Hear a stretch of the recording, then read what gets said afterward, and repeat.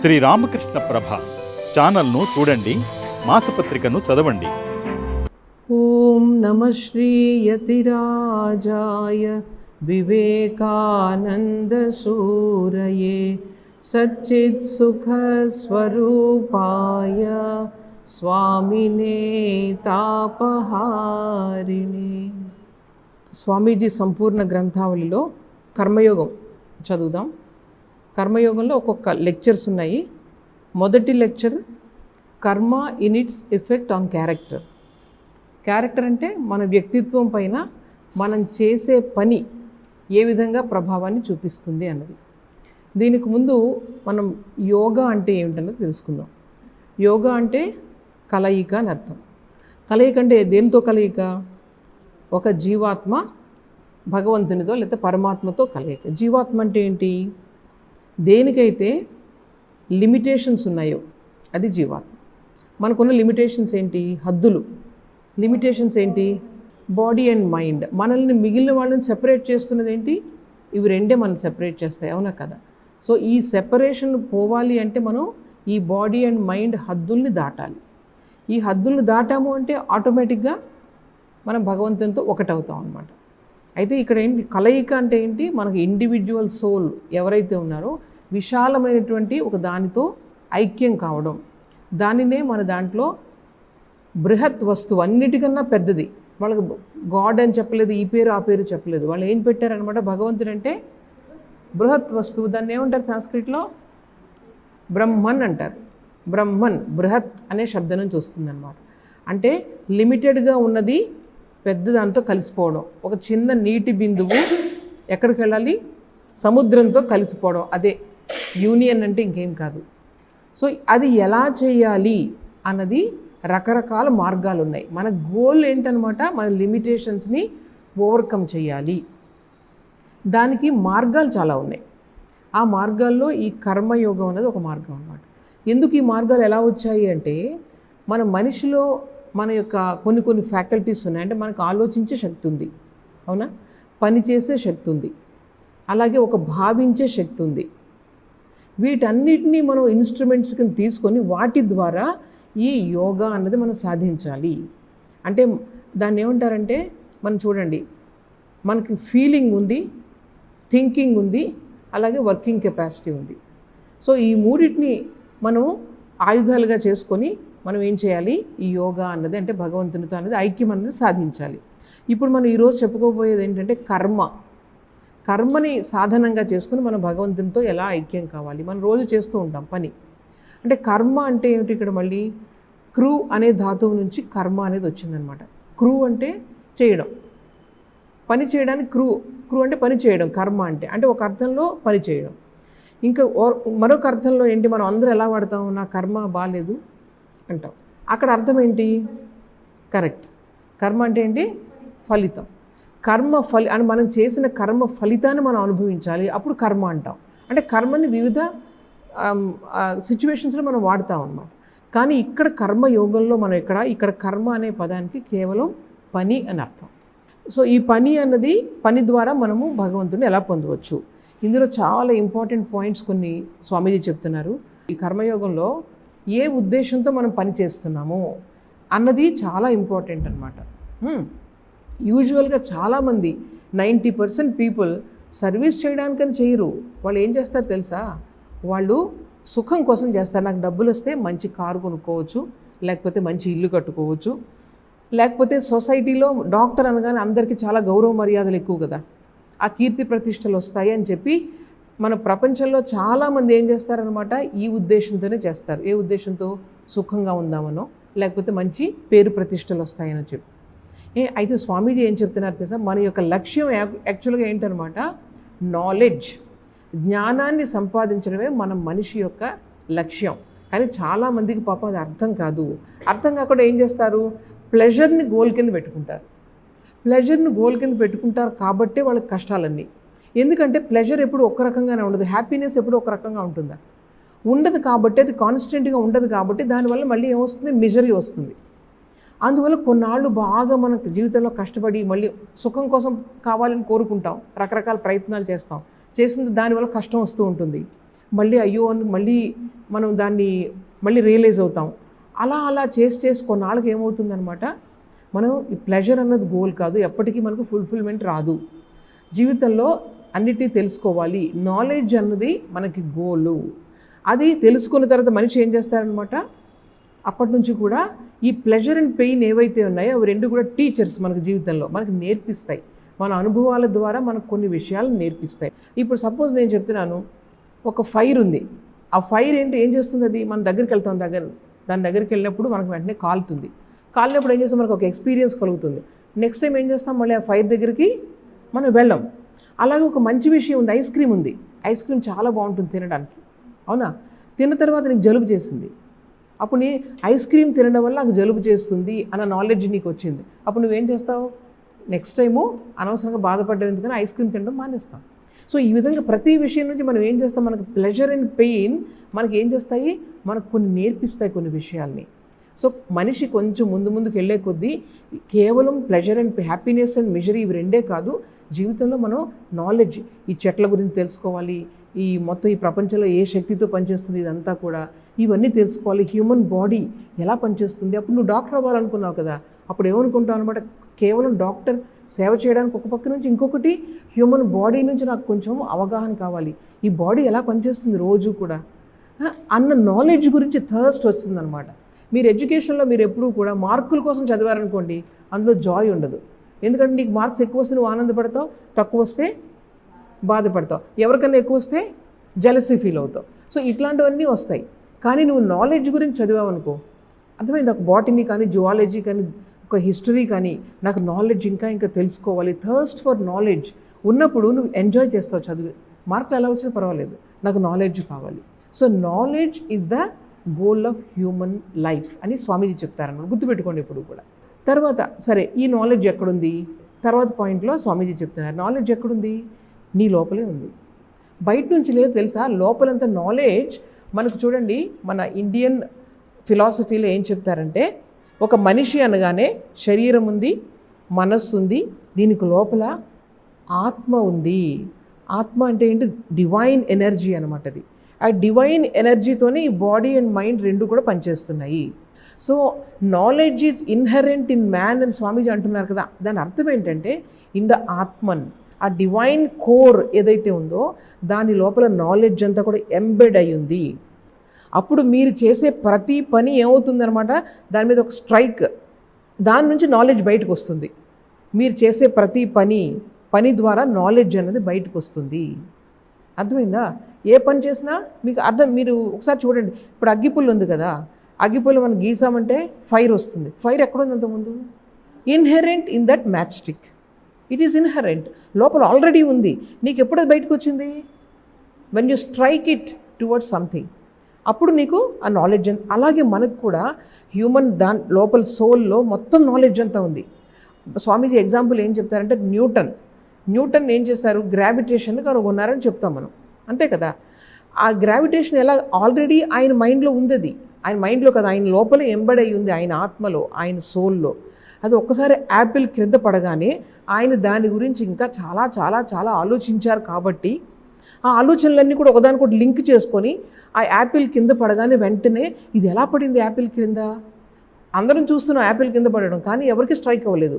ఆయన ఏం చేశారు, చాలాసార్లు ఆలోచించారు, దాని గురించి ఆలోచించారు. కాబట్టి ఆ లాస్ట్ ఒకసారి క్రింద పడ్డం అన్నది వెంటనే ఆ థాట్ లింకింగ్ జరిగి గ్రావిటేషన్ ఇక్కడ ఉంది. ఆ హ్యూమన్ మైండ్లోనే ఆ నాలెడ్జ్ ఉంది. ఆయన అందుకని ఆ నాలెడ్జ్ ఏం చేశారు, ఆయన డిస్కవర్ చేశారు. అందుకని కనుగొన్నారంటే discover, it is already there, he discovered అన్నది చాలా ఇంపార్టెంట్ అనమాట. అందుకని గుర్తుపెట్టుకోవాలి, ప్రతి మనిషిలో మన అందరిలోనూ కూడా every knowledge, even secular knowledge and spiritual knowledge లోపల ఇన్హెరెంట్గా ఉంది. నువ్వేం చేయాలన్నమాట, you have to strike it అంటే నువ్వు ఇంకా చదవాలి. సపోజ్ ఈ మొక్క గురించి నాకు తెలుసుకోవాలని ఉంది, అప్పుడు ఏం చేయాలి, మొక్క గురించి ఉండిన ఇన్ఫర్మేషన్ అంతా నువ్వు చదువుకుంటూ వెళ్ళాలి. అదంతా కూడా ఒక స్ట్రైకింగ్ అనమాట చేయడం. సో అది చదివిందంతా లోపలంతా మీకు ఏం చేస్తున్నట్టు, లోపల ఉన్న దాన్ని ఆల్రెడీ ఉన్నదాన్ని చేసి బయటికి తీసుకొస్తుంది ఆ నాలెడ్జ్ని. సో ఈ మెంటల్ అండ్ ఫిజికల్ వర్క్ ఏదైతే ఉందో, mental thinking and physical work also, ఇవన్నీ కూడా ఏం చేస్తాయంటే దాని మీద స్ట్రైక్ చేస్తాయి. స్ట్రైక్ చేయడం వల్ల నాలెడ్జ్ అనేది లోపల ఉన్నది బయటకు వస్తుంది. మీకు అందరికీ ఒక్కొక్కరికి ఒక టాలెంట్ ఉంటుంది. బికాజ్ అది లోపల ఉండదని మీరు మరీ ప్రయత్నం చేస్తారు. అలాగే మ్యూజిక్ సెన్స్ ఎవరికైతే ఉందో వాళ్ళు ఏం చేస్తారు, ఎగైన్ లోపల మీకు తెలుసు, మీరు లోపల ట్యూనింగ్ పాడుకుంటూనే ఉంటారు. పాడుకుంటూనే ఉండి బయటకు అది ఒకసారి ఎక్స్ప్రెస్ అవుతుంది అనమాట. పాడిన దాన్ని ప్రాక్టీస్ చేయడం వల్ల ఉన్నదాన్ని మీరు ఏం చేస్తున్నారు, ప్రాక్టీస్ చేస్తున్నారు. సో ఆల్రెడీ ఏదైతే లోపల ఉందో మీకు ఇన్స్ట్రుమెంట్ కూడా మీకు అనుకూలంగా ఉంది. అందువల్ల ఏమవుతుందన్నమాట, మ్యూజిక్ అన్నది బయటకు వస్తుంది. సో ఇది చాలా ఇంపార్టెంట్ అనమాట. ఇదంతా కూడా మన పని ద్వారానే ఇవన్నీ బయటకు వస్తున్నాయి. చూడండి, ఈ నాలెడ్జ్ అనేది ఎలా వస్తుంది, మీరు చేసే పని ద్వారానే అవన్నీ కూడా బయటకు వస్తున్నాయి. తర్వాత ఇప్పుడు సపోజ్ చాలామంది గొప్ప పనులు చేస్తూ ఉంటారు.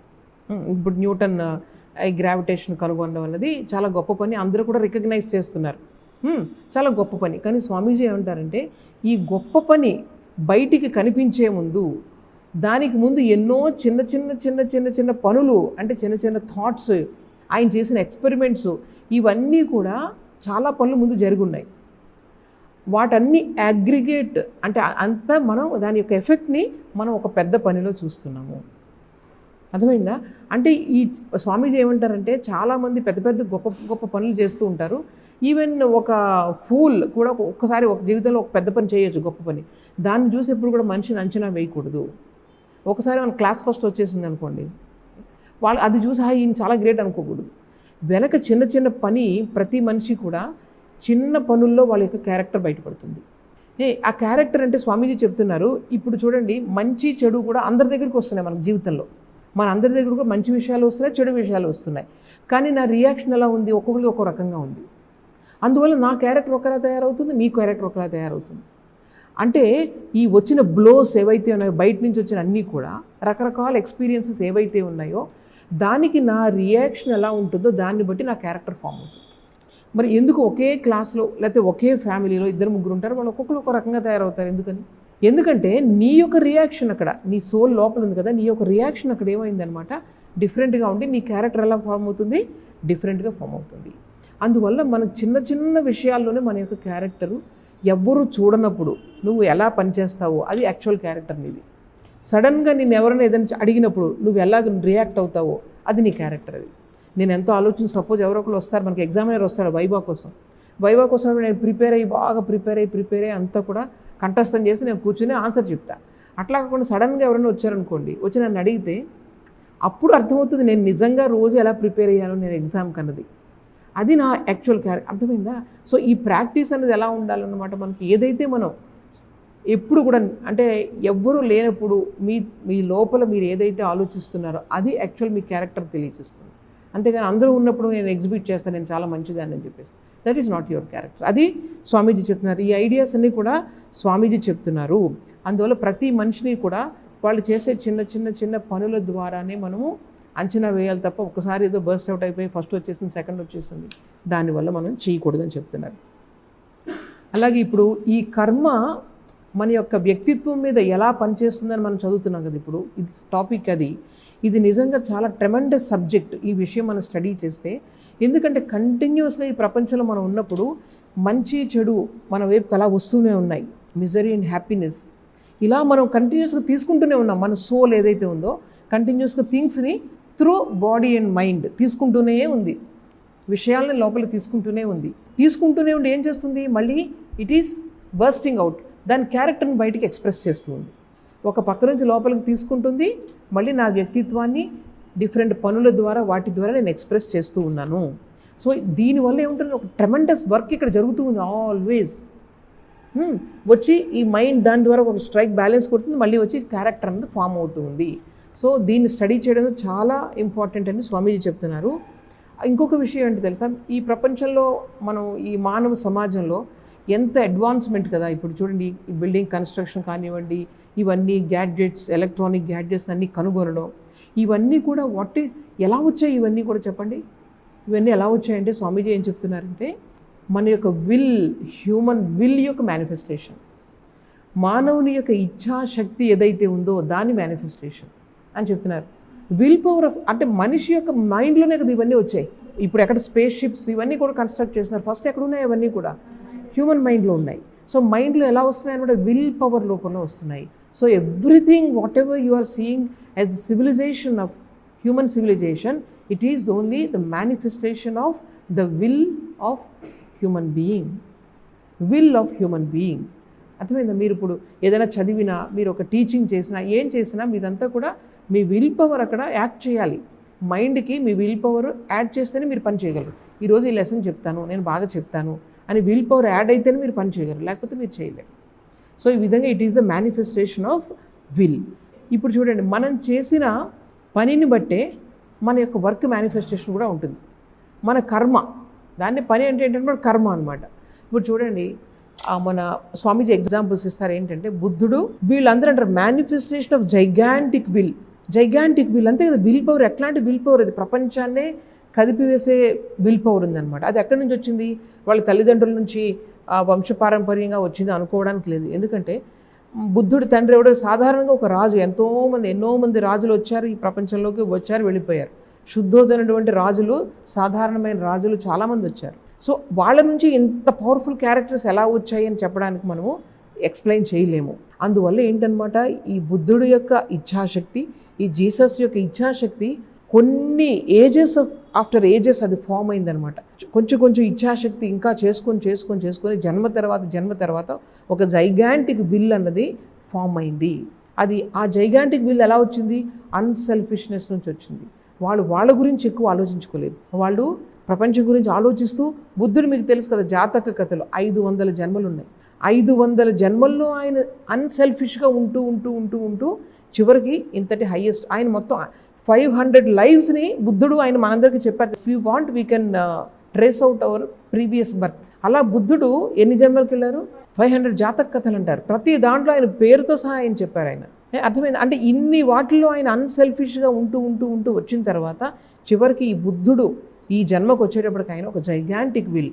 ఆయన అలా నడుచుకుంటూ వెళ్తే అందరూ చేతుల్లోంచి యుద్ధాలు చేసుకుందాం అనుకున్న వాళ్ళు చేతుల్లోంచి ఆయుధాలు కింద పెట్టేసేవారట మనిషిని చూడగానే. ఎక్కడి నుంచి వచ్చింది ఆ పవర్? అన్సెల్ఫిష్నెస్ నుంచి ఆ విల్ పవర్ వస్తుంది. ఆ విల్ పవర్ నుంచి ఈ శక్తి వస్తుంది అనమాట. అర్థమైందా? ఇప్పుడు మీరు కూడా చూడండి, ఇక్కడే మనలోనే ఎవరైతే అన్సెల్ఫిష్గా ఉంటారో వాళ్ళకి అనుకోకుండానే మనం ఎలా చేస్తాం, వాళ్ళకి ఇమీడియట్గా మనం శ్రద్ధ చూపిస్తాం, అవునా కదా? ఎవరైతే అన్సెల్ఫిష్గా ఉంటారో న్యాచురల్గా వాళ్ళ కోసం వాళ్ళు చేసుకోలేదు. అన్సెల్ఫిష్గా ఎవరైతే ప్రపంచం కోసం పనిచేశారు, అబ్దుల్ కలాం చూడండి, మొత్తం దేశం కోసం అనమాట. ఆయన ఒక్క టైం పర్సనల్గా ఆయన ఒక్క బిలాంగింగ్ ఉంచుకోలేదు చివరి వరకు. ఆయనకంటూ ఒక ఆస్తి లేదు, ఏమీ లేదు. అంత పెద్ద సైంటిస్ట్, మొత్తం గేవ్ టు ద సొసైటీ. అందులో చాలా ఆనందం అన్నమాట. ఇలా చాలామంది ఉన్నారు. మన చిన్న వాళ్ళు అంతవరకు వెళ్ళక్కర్లేదు. ఇక్కడలోనే ఎవరైతే మనకు అన్సెల్ఫిష్గా ఉన్నారో వాళ్ళకి న్యాచురల్గా మనం రెస్పెక్ట్ ఇస్తాం. ఎందుకంటే ఆ క్యారెక్టర్ అటువంటిది, ఆ పవర్ అలా వస్తుందన్నమాట. They command respect. సో అది ఇక్కడ స్వామీజీ చెప్తున్నారు. మనము అటువంటి జైగాంటిక్ విల్ పవర్స్ ఎలాగనమాట మనం జన్మల నుంచి అలాగ మనం చేసుకోవడం వల్ల ఇది వస్తుంది. మోటివ్ బిహైండ్ వర్క్, దాని గురించి స్వామీజీ చెప్తున్నారు. చాలామంది పనిచేస్తారు. ఎలా ఉంటుంది? ఫేమ్ కోసం, మనీ కోసం చేస్తారు. కొంతమంది ఏం చేస్తారు? సర్వీస్. నేను ఎవరికైనా సర్వ్ చేయాలి. సర్వీస్ అంటే చాలా ఈజీ కాదు. చాలా ఈజీగా మనం సర్వీస్ అనేస్తాం, కానీ అది చేయడం చాలా కష్టం. మనల్ని మర్చిపోయి ఎదుటి వాళ్ళకి సేవ చేయాలంటే దట్ ఈజ్ ఒక తపస్సు అనమాట అది. సో సర్వీస్ కోసం చేస్తాం. అలాగే కొంతమంది చైనాలో స్వామీజీ ఒక ఎగ్జాంపుల్ చెప్తున్నారు. వాళ్ళు ఏం చేస్తారట, చనిపోయిన తర్వాత వాళ్ళని చాలా ప్రశంసిస్తారనమాట. సో చనిపోయిన తర్వాత మన యొక్క కీర్తులను పెంచుకోవడానికి వాళ్ళు ఇప్పటి నుంచి పనిచేస్తూ ఉంటారు. అలా కొంతమంది పుట్టిన దగ్గర నుంచి ఒక మంచి ఏంటంటారు, చనిపోయిన తర్వాత ఇది కడతారు కదా మాన్యుమెంట్, దాన్ని పుట్టిన దగ్గర నుంచి కట్టుకుంటూ ఉంటారు. స్పెషల్ మాన్యుమెంట్, నేను చనిపోయిన తర్వాత నన్ను అందరూ బాగా గుర్తుపెట్టుకోవాలి అని చెప్పి మాన్యుమెంట్స్ కడుతూ ఉంటారట. ఇట్లా రకరకాలు ఉన్నారు ప్రపంచంలో మనుషులు. సో ఇక్కడ మనం ఏంటనమాట, మోటివ్ బిహైండ్ వర్క్ అనేది ఏమిటి అని స్వామీజీ చెప్తున్నారు. స్వామీజీ ఏం చెప్తున్నారంటే, ఇవన్నీ మోటివ్స్ ఉంటే కనుక ఆ మనిషికి అంత శక్తి రాదు. ఎప్పుడు వస్తుంది శక్తి మనిషికి అంటే, వర్క్ ఫర్ వర్క్స్ సేక్, పని కోసం మాత్రమే పని చేయాలి. నాకు ఇది కావాలి అది కావాలి అని పని చేస్తే దానివల్ల పెద్ద పెద్ద గొప్ప పనులు ఎప్పుడు కూడా రావు అని చెప్తున్నారు. మీరు ప్రపంచంలో చూడండి, గొప్ప వాళ్ళందరూ కూడా వాళ్ళ రిజల్ట్ని ఎప్పుడు కూడా ఆశించలేదు. భగవద్గీతలో చెప్పారు కదా మనకి, కర్మణ్యేవాధికారస్తే మా ఫలేషు కదాచన. అలా నిజంగా పనిచేసిన వాళ్ళు ఎవరున్నారు? నాకు కనిపించే వాళ్ళ సిస్టర్ నివేదిత అసలు ఏది ఆశించలేదు. అందుకే భారతదేశంలో ఎన్ని ఫాల్ట్స్ ఉన్నా సరే ఆవిడ ఎప్పుడు అసలు ఒక్కసారి కూడా క్రిటిసైజ్ చేయలేదు. జస్ట్ వచ్చి she gave her whole thing అనమాట. అసలు నిజంగా చూస్తే ఎక్స్ట్రాడినరీ లైఫ్. మీరు చూడండి, అసలు వర్క్ ఫర్ వర్క్ సెకండ్ ఆవిడ లైఫ్ అనమాట. మిగిలిన వాళ్ళు చూస్తాను చాలామంది సేవ్ చేస్తారు, ఏదో దాని గురించో చేస్తూ ఉంటారు, మోటివ్ ఉంటుంది, ఇప్పుడు మేబీ హయ్యర్ మోటివ్ ఏదో ఉంటుంది. కానీ ఆవిడ ఏంటంటే అసలు వర్క్ ఫర్ వర్క్ సేక్ అనమాట. దాని రిజల్ట్ ఎలా వచ్చినా కూడా గురువు గారు చెప్పారు, ఇలా వర్క్ కోసం వర్క్ చేయాలి. అలాగే తన ముందు ఉన్న పని ఏంటి, ఒక స్త్రీ విద్య కోసం నువ్వు పని చేయని గురువు గారు ఆదేశం ఇచ్చారు భారతదేశంలో. అంతే, అదే మోటివ్తో ఆవిడ పనిచేశారనమాట. సో ఇలా పనిచేస్తాం, సరే మనకి ఇంకేం వస్తుంది, నిజంగా పని కోసం పని చేసాం అనుకోండి, మనం ఏం ఆశించకుండా ఎలా పనిచేస్తాం అంటే స్వామీజీ చెప్తున్నారు దానికి మంచి రిజల్ట్, ఇంకా ఎక్కువ రిజల్ట్ వస్తుంది. స్వామీజీ ఒక మంచి కొటేషన్ ఉండే ఏంటది చూడండి, గుర్తుపెట్టుకోండి అందరూ. Unselfishness is more paying but people have no patience to practise it. నిజంగా నిస్వార్థంగా ఉంటే తర్వాత నీకు చాలా బెనిఫిట్స్ ఉంటాయి, కానీ మనుషులకి ఏంటంటే పేషెన్స్ ఉంది, ఇమీడియట్ రిజల్ట్ కావాలి. ఇప్పుడు నేను చేస్తే నెక్స్ట్ మూమెంట్ నాకు రిజల్ట్ రాకపోతే మనకు ఓపిక లేదు చూడడానికి. కానీ ఈ రోజు నువ్వు అన్సెల్ఫిష్గా ఉంటే రేపు పొద్దున రకరకాల సహాయం నీకు వచ్చి పడుతుంది, అది నీ జీవితం సుఖవంతం అయిపోతుంది అనమాట. అది స్వామీజీ చెప్తున్నారు, ఇది బాగా గుర్తుపెట్టుకోండి. సో ఈ ట్రూత్, గుడ్నెస్ ఇవన్నీ కూడా లాంగ్ లాస్టింగ్ రిజల్ట్ని ఇస్తాయన్నమాట, మూమెంటరీ రిజల్ట్ని ఎప్పుడు కూడా. అది స్వామీజీ చెప్తున్నారు. అలాగే దేన్నన్నా మనం సెల్ఫ్ కంట్రోల్, దేనైనా ఓర్చుకున్నాం అనుకోండి, ఆ ఓర్చుకోవడం వల్ల నీకు చాలా పవర్ వస్తుంది. నీకు ఏదైనా ఈజీగా ఎక్స్ప్రెస్ చేయడం చాలా ఈజీ, కానీ దాన్ని మనకు సెల్ఫ్ కంట్రోల్ చేసుకుంటే ఎప్పుడు కూడా దాంట్లో చాలా పవర్ స్టోర్ అయి ఉంటుంది. అదే చెప్తున్నారు, సెల్ఫ్ కంట్రోల్ ద్వారా మైటీ విల్స్, ఆ జైగాంటిక్ విల్స్ ఎప్పుడు కూడా డెవలప్ అవుతాయి.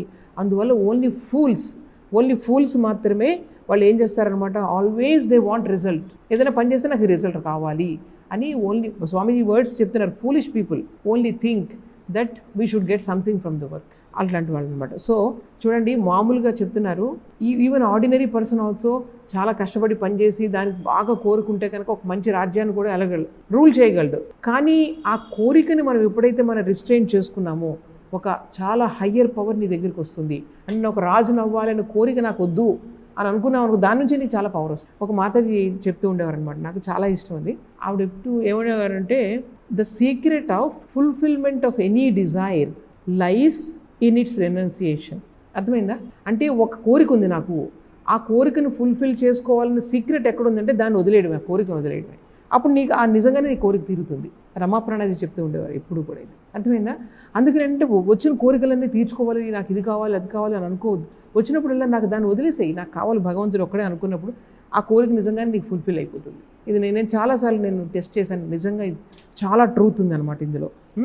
సో మనం ఈ నా సెల్ఫిష్నెస్, నేను నాది అనుకోవడం ఉంది కదా, దట్ ఈస్ వీక్నెస్, నారోనెస్. ఎప్పుడైతే మనము మోరల్గా మనం తయారవుతామో మన లైఫ్ కూడా ఎక్స్పాండ్ అవుతుంది. ఇది ఈ వికెడ్నెస్, ఈ వీక్నెస్ నుంచే మనకి ఇమ్మోరాలిటీ, అనైతికత్వం అన్నది వస్తుంది. మనం ఎప్పుడైతే ఎక్స్పాండ్ అయ్యామో మన జీవితంలో అన్ని పాజిటివ్ థింగ్స్ అన్నీ కూడా వస్తూ ఉంటాయి. ఈ ఒక పాయింట్ చెప్పారు. చాలామంది అయితే వర్క్ ఇలా చేస్తూ వెళ్ళిపోతూ ఉంటారు, చాలామంది వర్క్ చేస్తూ వెళ్ళిపోతూ ఉంటారు. కొంతమంది ఏంటంటే వర్క్ చేయడానికి ఇష్టపడరు, అసలు కూర్చుంటూ ఉంటారు. సో ఇవి రెండు కూడా ఎక్స్ట్రీమ్. స్వామీజీ అంటారు, ఎంతసేపు వర్కహాలిక్స్ లాగా ఎంతసేపు పని చేయడం కూడా మంచిది కాదు. అట్లా కాకుండా కూర్చుని అసలు ఆ మంచి సీనరీస్లో కూర్చుని, హిమాలయాల్లో కూర్చుని హాయిగా భలే ఉంది అనుకుని కూర్చొని తినడం అన్నది ఒక సీన్. ఇవి రెండు కూడా నాట్ ఐడియల్ అని చెప్తున్నారు స్వామీజీ చెప్పింది చూడండి. ఇప్పుడు సపోజ్ ఎందుకు ఐడియల్ కాదు, ఎవరైతే బాగా ఎప్పుడు వర్క్ చేస్తూ కూర్చున్నారో వాళ్ళని తీసుకొని ఒక కామ్గా ఉండే ప్లేస్లో కూర్చోబెట్టామనుకోండి, వాళ్ళకి పిచ్చెక్కిపోతుంది. దే కాంట్ టాలరేట్, ఎందుకంటే వాళ్ళు ఒక ఎక్స్ట్రీమే ప్రాక్టీస్ చేశారు లైఫ్లో. ఇంకా రెండో రకం ఎప్పుడు కూర్చొని ఇంకా అసలు ఏ పని చేయడానికి ఇష్టం లేదు. వాళ్ళని తీసుకొని బాగా రణగొణ ధ్వనుల మధ్య పెట్టారనుకోండి, వాళ్ళకి they will become mad. So రెండు ఎక్స్ట్రీమ్స్ అనమాట. అందువల్ల స్వామీజీ చూడండి, స్వామీజీది ఐడియల్ ఇది. ఆయన ఏం చెప్తారంటే intense attachment and intense detachment ఉండాలి. అంటే ఏదైనా పని చేస్తూ ఉండాలి. ఇప్పుడు నహి కశ్చిత్ క్షణమపి జాతు తిష్టత్య కర్మకు. మీకు తెలియకుండా మీరు చాలా పనులు చేస్తున్నారు, మీ బాడీలో చాలా పనులు అవుతున్నాయి, మీ గుండె కొట్టుకుంటుంది లేదా ఊపిరి తీసుకుంటున్నారు, ఇవన్నీ మీకు తెలియకుండానే చాలా పనులు అవుతున్నాయి. సో వాటి వల్ల ఎనర్జీ రిలీజ్ అవుతూ ఉంటుంది. దాన్ని ఏదో ఒక పనిలో పెట్టాలి, లేకపోతే సరిగా ఉండదు అనమాట, హ్యూమన్ లైఫ్ సరిగా ఉండదు. సో స్వామీజీ ఇక్కడ ఏం చెప్తున్నారంటే, మనకు గీతలో ఒక శ్లోకం ఉంది, మనం ఏ పని చేయకుండా కూడా ఉండలేము. అలా కాకుండా ఇంకొక శ్లోకం ఉంది, కర్మలో అకర్మని అకర్మలో కర్మని చూసేవాడే నిజమైన మనుష్యుడు అని చెప్తున్నారు. కర్మని అకర్మ ఎవరు చూస్తారు అంటే, కర్మలో అకర్మని అంటే పనిలో పని లేకపోవడాన్ని, రెస్ట్లో పనిని ఎవరు చూస్తారో వాళ్ళే మనుష్యులు. ఇది ఎలా ఉంది మీకు? Very interesting. ఇదే మొత్తం గీతా రహస్యం అంతా కూడా స్వామీజీ చాలా చక్కగా చెప్పారనమాట. అది ఎట్టి పరిస్థితుల్లోనూ పని చేయకుండా మాత్రం మనం కూర్చోకూడదు. అంటే కర్మని అకర్మని చూడడం అన్నదే మనం ఎప్పుడు కూడా నేర్చుకోవాలి. అకర్మణిలో కర్మ అంటే ఏంటి చెప్పండి? నేను పని చేయకుండా కూర్చుని ఉన్నాను కానీ నేను చాలా పని చేస్తున్నాను అంటే అర్థం ఏంటి చెప్పగలరా ఎవరు? బ్రెయిన్ ఎలా వర్క్ చేస్తుంది? థాట్స్. చాలా నీకు రెస్ట్ ఉండదు అందులో. బ్రెయిన్ ఎప్పుడు థాట్స్ ఉన్నాయనుకో అందులో నీకు రెస్ట్ ఉండదు. యూ విల్ బికమ్ రెస్ట్లెస్ ఎక్కువ ఆలోచిస్తే. అర్థమైందా? నువ్వు ఎక్కువగా ఆలోచిస్తూ కూర్చున్నావు అనుకో అది నీకు చాలా టైర్డ్ అయిపోతావు. అంటే మరి ఏంటి అర్థం ఏంటి? నేను అడిగేది రెస్ట్లో పని. అకర్మణి కర్మ అంటే ఏంటి?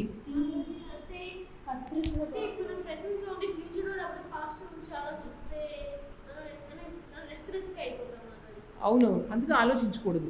ఆలోచించకుండా ఏం చేయాలి? మనం కళ్ళు మూసుకొని ఏం చేయాలి? ప్రజెంట్ గురించి ఆలోచించాలి. కరెక్టే. అకర్మలో కర్మ అంటే ఏంటి తెలుసా? ధ్యానం అనమాట. ధ్యానం అంటే మైండ్ రెస్ట్ అయిపోవాలి, థాట్స్ ఉండకూడదు. ధ్యానం అంటే you are probing into your own mind. That is the intense activity. మన మైండ్ నిజంగా కూర్చుని ఏవో ఆలోచనలు వస్తున్నాయి అవన్నీ ఆలోచించడం కాదు. That is helplessness. Thoughts are happening, that is helplessness. You are consciously thinking, that is the intense activity. అంటే మీ మైండ్ని రెండు భాగాలు చేసి మైండ్ అలా ఆలోచిస్తూ ఉంటుంది. ఒక mind because of past sanskaras, ఒక మైండ్ ఇంటెన్స్గా అలర్ట్ పెట్టి దాన్ని కంట్రోల్ చేయడం అనేది ఇంటెన్స్ యాక్టివిటీ. గుర్తుపెట్టుకోండి ఇది. అకర్మలో కర్మ అంటే ఇదనమాట. ఇది అందరూ చేయలేరు, ఎవరో కోటికి ఒక్కలే చేయగలరు. అందువల్ల ఏంటంటే ఎప్పుడు కూడా స్వామీజీ ఏం చెప్పారనమాట, మనందరికీ కూడా ఈ అర్హత లేదు. అంటే అకర్మలో కూర్చొని కర్మ చేశారంటే అంత అర్హత మనకు లేదు. అందుకని స్వామీజీ ఏం చెప్పారు? కర్మలో అకర్మను మీరు నేర్చుకోండి. ఎప్పుడు కూడా కాయేన మనసా బుద్ధ్యా కేవలైర్ ఇంద్రియైరపి. మీరు ఏం చేయాలి? ఈ శరీరంతోనూ మనసుతోనూ ఎప్పుడు కూడా ఏదో వర్క్లో ఎంగేజ్ చేసుకుంటూ ఉండాలి. అందులో అకర్మని చూడడం నేర్చుకోవాలి, అందులో ప్రశాంతతను చూడడం నేర్చుకోవాలి. స్వామీజీ ఏమంటారు తెలుసా? అలా వెళ్ళిపోతున్నారు, రణగొణ ధ్వనులు ఉన్నాయి, ఒక వీధిలోంచి వెళ్తున్నారు, మొత్తం అన్ని వైపుల నుంచి శబ్దాలు వస్తున్నాయి. కానీ నువ్వు ఎలా ఉండాలన్నమాట? ఒక గుహలో కూర్చుంటే ఎంత ప్రశాంతంగా ఉంటావు అంత ప్రశాంతమైన మైండ్ ఉండాలి. అన్ని వైపుల నుంచి సౌండ్స్ వస్తున్నాయి కానీ ఎంతో ప్రశాంతంగా ఉన్న మైండ్, అటువంటి కంట్రోల్ కావాలి. స్వామీజీ చెప్పిన కర్మయోగం అది.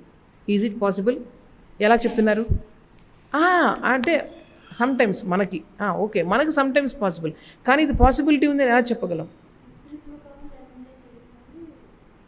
కరెక్టే, కానీ ఇది నిజంగా పాసిబుల్ అంటే అంత సైలెంట్గా లేనప్పుడు లోపల సైలెన్స్ని ఫీల్ అవ్వడం అంటే ఎంత కంట్రోల్ ఉండాలి మైండ్ పైన?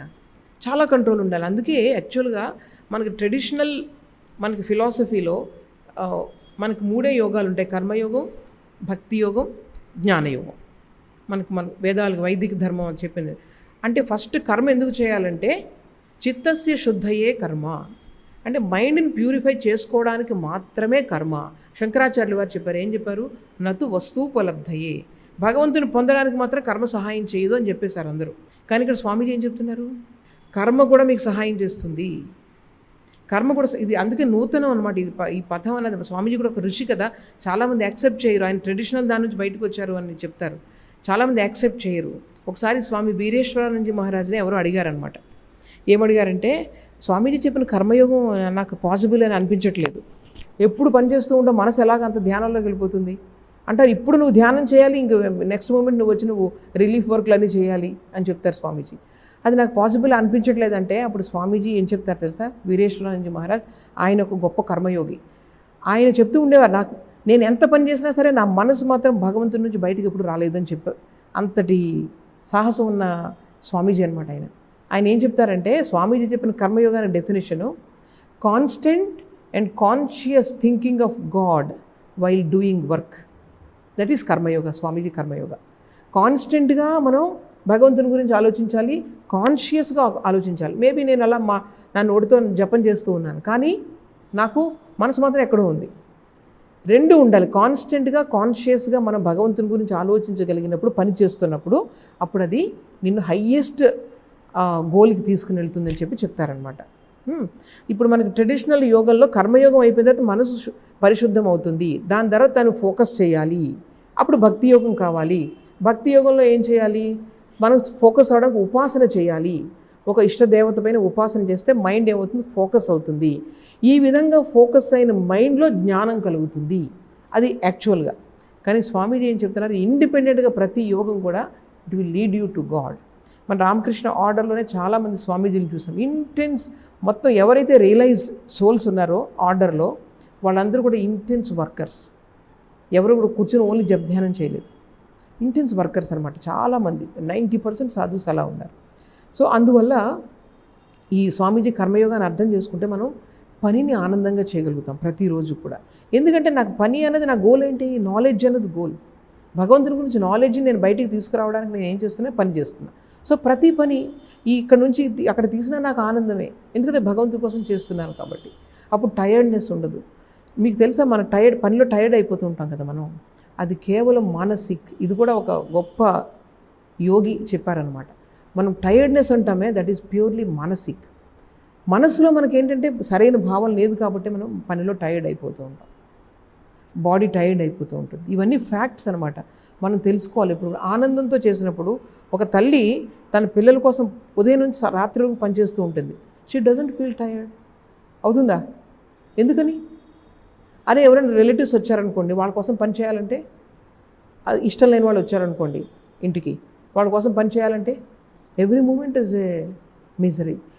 అర్థమైందా? ఇక్కడ అనమాట. అందుకని మైండ్ అనేది మనకు చాలా చేస్తుంది. మైండ్ని కరెక్ట్ చేసుకుంటే every moment we can enjoy in life. అది స్వామీజీ చెప్పేది ఇక్కడ. సో ఇప్పుడు మనం చేయాల్సింది ఏంటంటే, స్వామీజీ ఏం చెప్తున్నారు, మనకి జీవితంలో ఏ పని అయితే మన దగ్గరికి వచ్చిందో ఆ పనిని మనం చెయ్యాలి. చివరిలో చెప్పిన మాటలు ఇవి. అలాగే ఇది చిన్న పని, అది పెద్ద పని అనే భేదం ఉండకూడదు. ప్రతి పని కూడా సేక్రెడ్, ప్రతి పని కూడా పవిత్రమైంది. ఎందుకని? అది నాలో ఉన్నటువంటి లోపల ఉన్నటువంటి డివైన్ ఎనర్జీని బయటికి తీసుకొస్తుంది, భగవంతుని గురించి నాలెడ్జ్ని నాకు తెలియచేస్తుంది.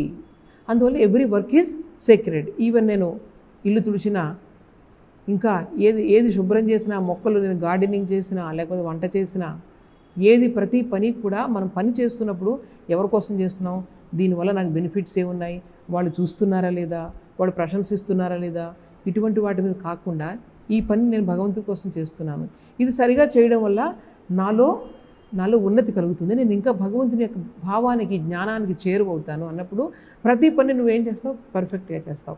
పనిలో ఆనందం ఉంటుంది. చిన్న పని చేసినా నీకు ఆనందం ఉంటుంది అనమాట. సో ఇది మనం చేయాల్సిన చివరిలో మనకు చెప్పింది ఏంటంటే స్వామీజీ, ఫస్ట్లో మనం సెల్ఫిష్గానే, అలానే మనం అందరూ యోగులు అయిపోలేదు కదా ఇప్పుడే. మనం ఏంటంటే ఫస్ట్లో సెల్ఫిష్గానే మొదలు పెడతాం. ఇప్పుడు మనం ఉన్న స్టేజ్ నుంచే మనం మొదలు పెడతాం. ఈరోజు సెల్ఫిష్ మోటివ్తోనే చేస్తాం. కానీ నెమ్మదిగా మనం ప్రయత్నం చేయాలి. అన్సెల్ఫిష్ మోటివ్ అనేది ఉండాలి.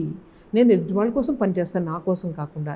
ఈ అన్సెల్ఫిష్ మోటివ్ ఎప్పుడైతే ఉంటుందో నెమ్మదిగా ఒక మూమెంట్ వస్తుంది, అక్కడ కంప్లీట్గా నీలో స్వార్థం అనేది పోతుంది. ఆ మూమెంట్లో నీకు నాలెడ్జ్ అనేది, సెల్ఫ్ నాలెడ్జ్ అనేది ఏదో ఒక రూపంలో వస్తుంది అనమాట. ఒక్కసారి ఆ సెల్ఫ్ నాలెడ్జ్ ఎక్స్పీరియన్స్ వస్తే ఇంకా ప్రపంచంలో ఏది మీకు అవసరం అని అనిపించదు, ఆనందమే వేరనమాట. సో ఈ విధంగా కర్మ అన్నది, మనం చేసే పని అన్నది మనల్ని భగవంతుని వైపు, ఒక భగవంతుడు అంటే అత్యున్నతమైన ఆనందం, ఎప్పుడూ తరగని ఆనందం, దేనిని పొందితే ఇంకేది పొందాలని అనిపించదో అటువంటి ఆనందం. భగవంతుడు అంటే ఇంకేం కాదు. ఎందుకంటే మన లిమిటేషన్స్ పోతాయి, బాడీ అండ్ మైండ్ లిమిటేషన్స్ పోతాయి. అది కావాలి అనుకున్నప్పుడు మనం తపస్సు చేయాలి. అంటే తపస్సు అంటే సుఖత్యాగో తపో నిత్యం, సుఖాన్ని త్యాగం చేయాలి, అప్పుడే అది తపస్సు. అప్పుడు హయ్యెస్ట్ సుఖం అనేది మనకు కలుగుతుంది. సో ప్రతి పనిని మనం ఎంజాయ్ చేస్తాం, పనిని ఎంజాయ్ చేస్తాం, దానివల్ల మనకు రిజల్ట్ కూడా మన జీవితంలో సరిగా వస్తుంది. ఈ విధంగా కర్మ అన్నది మన యొక్క క్యారెక్టర్, వ్యక్తిత్వాన్ని ఈ విధంగా నిర్మాణం చేస్తుంది. ఇంకొకటి ఏంటంటే, ఇంకో విషయం మనం తెలుసుకోవాల్సింది ఏంటంటే, స్వామీజీ చెప్తున్నారు, ఇప్పుడు నేను అనుభవిస్తున్నదన్నీ కూడా నేను ఎప్పుడో చేసిన కర్మ యొక్క ఫలితం. అటువంటిప్పుడు నా యొక్క ఫ్యూచర్ని ఇప్పుడు నేను మంచి పని చేసి నేను బాగు చేసుకోవచ్చు కదా, అవునా కదా? అందువల్ల ఈ బాధ్యత అంతా మన మీద ఉంది. ఈ కర్మ అనేది మన చేతిలో ఉంది. అది చేసుకుంటూ మనం మంచి కర్మ చేసుకుంటూ పోతే మనకు తొందరగా ఆ రియలైజేషన్ అనేది కలుగుతుంది అనమాట. శ్రీరామకృష్ణార్పణమస్తు.